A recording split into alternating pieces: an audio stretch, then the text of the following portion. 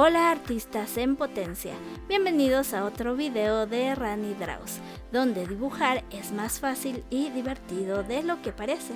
Antes de empezar, si te gusta dibujar o simplemente te relaja ver estos videos, regálame un like, suscríbete, activa la campanita, comparte con alguien que ame el arte y si puedes apóyame con una donación usando el botón de gracias, te lo agradecería en serio muchísimo. Hoy vamos a dibujar un lindo pez dentro de una pecera. ¿Tienes o has tenido un pez de mascota? Cuéntamelo en los comentarios. Quiero saber cómo se llamaba o cómo se veía. Una descripción sería genial.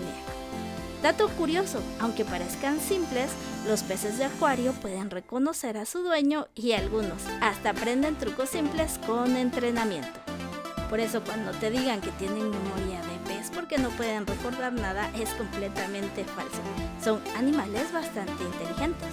Comenzamos con un boceto a lápiz, como siempre, usando trazos muy ligeros. Recuerda que es el lápiz HB para ubicar la forma de la pecera y el pez. Como consejo, puedes usar un transportador o una regla redonda para ayudarte con la forma de la pecera. Queda más simétrica.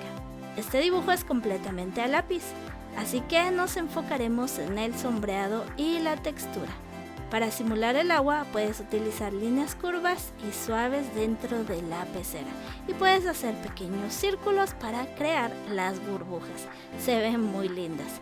Y si quieres dar una ilusión de vidrio, deja, como yo hice, algunos espacios en blanco para hacer los reflejos o simplemente utiliza la goma de borrar y crea iluminaciones borrando.